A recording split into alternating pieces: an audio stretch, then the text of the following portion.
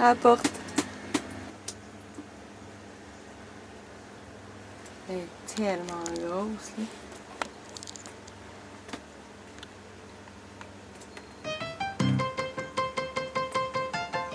Chance que j'ai mis des moustiquaires cette nuit. Sinon, je serais rentrée dans mon bateau, cette affaire-là. Elle est tellement grosse. Nous voilà donc dans les débuts d'un tout nouveau chantier, mais cette fois-ci au niveau du gréement. Dans le dernier épisode, on vous a montré notre dématage puis la découverte d'un problème majeur en lien avec la base de notre épontille qui soutient notre mât. Mais avant de s'embarquer dans cette partie-là des travaux, on a décidé de profiter du dématage pour faire une inspection en profondeur de nos cadennes. Alors, c'est quoi les cadennes? Ben, cadenne, c'est la pièce en métal, en inox généralement. Et la cadenne, c'est ce qui fait le lien entre le bateau et les câbles qui tiennent le mât, le gréement dormant. Donc, les cadennes font partie du gréement dormant du bateau. Le gréement dormant du bateau étant d'une importance capitale, nous, on a décidé de retirer les cadennes afin de les inspecter. Pourquoi on a fait ça? Principalement parce que ça faisait 40 ans que les cadennes n'avaient pas été retirées et inspectées, selon mes recherches avec les anciens propriétaires.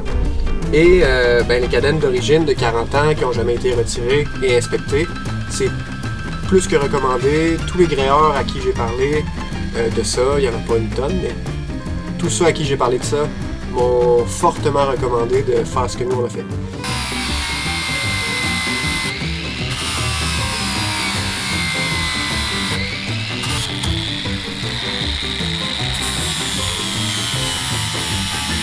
Ce sera la tâche de la journée qui sera accomplie. Et celle-là, Merci Willy! Bon, bah, moi j'ai pas fait grand chose, mais. je peux te mettre un peu plus dans le milieu. Ah, pardon. Tiens, comme ça. Ok. Allez-y. On a adapté j'ai adapté l'embout du tournevis parce que c'est vraiment des grosses vis plates. Des grosses largeurs, ouais. Ah, des grosses. Ouais. Ah, ok. Ah, bueno! Bueno, première! Yeah! Excellent! Ça se fait, hein? Ce qui est vraiment intéressant du design du Corbin au niveau des cadennes, c'est que chaque câble en inox qui tiennent le mât ont leur propre cadenne, qui eux ont chacun leur propre support. Je trouve que ça donne un brin de plus de fiabilité. Si tu as une de ces parties-là qui fait défaut, ben c'est pas tout le reste qui est entraîné. Donc, ça vaut ce que ça vaut, mais je trouve que Corbin a bien fait le design là-dessus. Et aussi, ils ont bien fait le design des supports de cadenne. Le support de cadenne, c'est, en gros, nous, c'est des espèces de gros appendices en fibre de verre avec une arme en contreplaqué. Et la cadenne vient se boulonner après ça. Et elle passe à travers le pont. Et c'est sur la petite partie qui dépasse par-dessus le pont que vient s'attacher le câble en inox. Moi, je trouve qu'il y a une idée de je sais pas comment dire en français, mais de redondance. De redondance, je pense que c'est ça le terme. Que moi, j'apprécie, ça fait partie plus de ma philosophie de design de bateau. Been all around alone, been all around this whole wide world. Now I'm going home, now I'm going home back to Baltimore. En fait, comment on a procédé pour l'inspection? C'est assez simple. On les a tous retirés, donc on en a 13 au total. Ce qui est vraiment très pertinent de les retirer, c'est qu'en fait, la zone la plus à risque de problème, c'est la zone qui est en contact avec le pont. C'est la zone que tu vois pas. Fait que si tu les retires pas, tu peux dire que tu les inspectes, mais t'as pas fait comme le 100% qui devrait être fait. Et pourquoi? C'est qu'en fait, cette zone-là, c'est la zone où est-ce qu'il y a du scellant. C'est la zone qui est comme déprivée d'oxygène, partiellement. Et c'est que c'est cette zone-là qui va être majoritairement en contact avec l'humidité s'il y a lieu. Si les cadennes, il y a eu de l'infiltration d'eau à un certain moment, ou que le contreplaqué du pont il est humide, ben là, tu as une zone d'inox qui va être exposée à l'humidité en permanence. Puis ça, c'est pas quelque chose que l'inox apprécie. Fait que aujourd'hui, on continue les travaux, puis la prochaine étape, en fait, c'est Éloi qui donne les tâches, puis la prochaine étape, c'est de faire le ménage de tout l'intérieur du bateau, parce qu'en réalité, ça fait à peu près 2 ans. Non, pas vrai. En réalité, ça fait à peu près 1 an qu'on a fait notre dernier grand ménage du bateau. Puis ce qui est le fun, c'est que grâce à Jeanne, je pense que le ménage va être probablement 5 fois mieux que si c'était juste moi qui le faisais. Fait que ça c'est bon.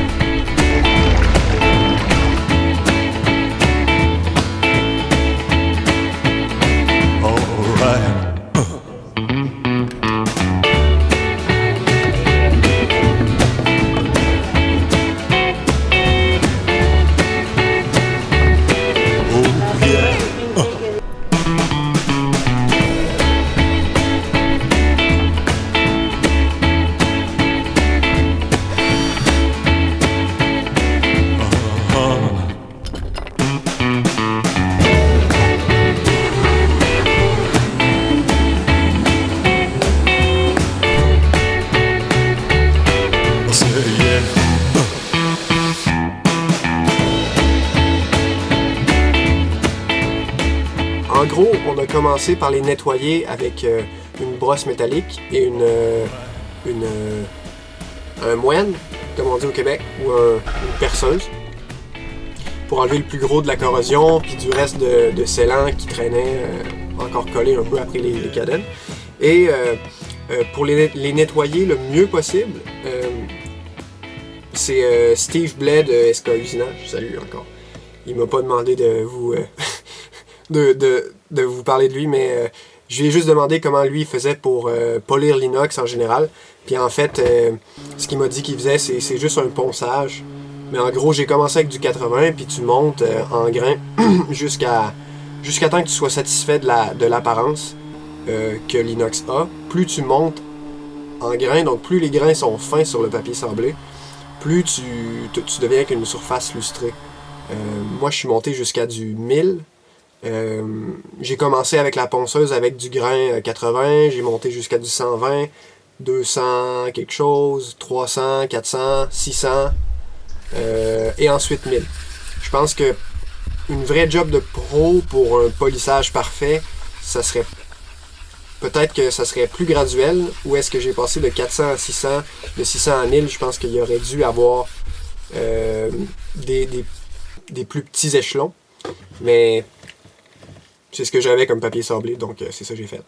Mais puis à ce moment-là, tu vois vraiment, en montant en grain, de plus en plus fin, tu vois vraiment la cadenne devenir de plus en plus lustrée. Et c'est vraiment ça que on recherchait, parce que c'est comme ça que tu peux vraiment avoir le meilleur œil sur toutes les potentielles micro-fissures qu'il pourrait y avoir.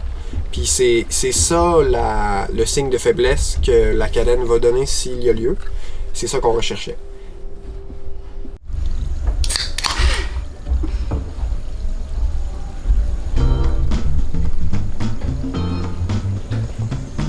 Coca-Cola can. For best results, wait 72 hours until the chemical reaction is done. And then take them out. Rinse them thoroughly and apply grease. For a better result, use the thin brush supplied with the Coca-Cola can. Puis pour les meilleurs résultats, changez les boulons. Pour des neufs. Les boulons étant pas la chose la plus dispendieuse, on a décidé de tous les remplacer pour des neufs. Ce qui est vraiment cool, c'est qu'en retirant les cadennes, j'ai pu avoir accès à l'intérieur de où est-ce que les boulons passaient. Donc j'ai pu vérifier si l'âme, c'est comme un appendice en fibre de verre, comme je disais, et à l'intérieur, il y a un contreplaqué. Et ben, ça m'a permis de vérifier si le contreplaqué à l'intérieur, il était pas pourri. Donc ça serait pas très bon, pour être franc. Et en fait, la très bonne nouvelle, c'est que il y avait aucun problème avec aucun des supports de toutes les cadennes. Sauf un. Et là, je vais en revenir après.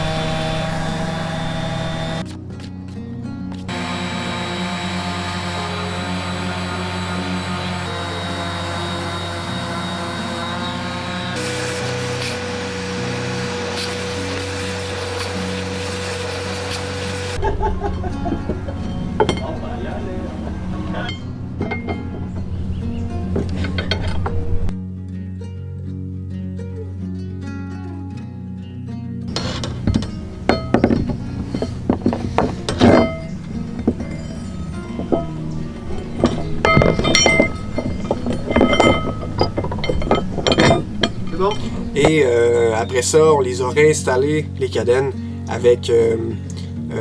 on les a scellés. Nous, on a choisi de prendre un produit qui s'appelle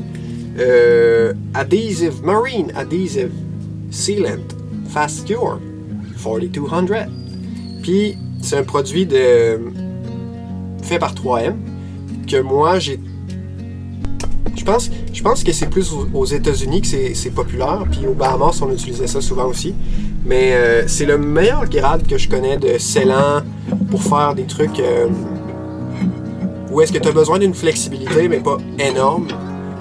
Par exemple, si je faisais on va dire un hublot, où est-ce que tu avais un plastique qui était jointé avec une armature en métal, ben, on va dire la chaleur puis le plastique va faire en sorte qu'il va prendre l'expansion, rétracter avec la chaleur.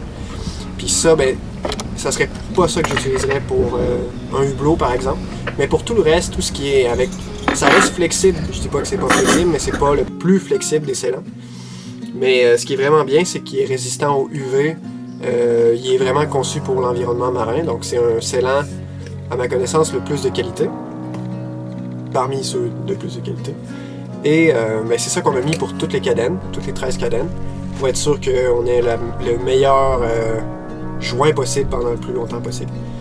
Et ben, c'est tout en fait. Mais puis ça vaut vraiment la peine, on est vraiment content d'avoir fait ça. Ça n'a pas été si long. Puis ben, ça nous donne une belle paix d'esprit envers notre gréement dormant, qui est pour moi ça, le gréement dormant puis le safran, c'est les deux trucs pour moi les plus, je pense les plus importants. Et après ça, je sais pas, l'équipage, on va dire, le capitaine, on va dire. C'est vrai que c'est peut-être, je sais pas. Et donc, ben, pour ce qui est des cadennes, tous les cadennes étaient en excellent état. Donc ça, c'est vraiment une bonne nouvelle. Les supports de cadennes étaient généralement parfaits, sauf un. En fait, qu'est-ce qu'on va avoir à faire? Ça va être de remplacer le support de cadenne de Boétais.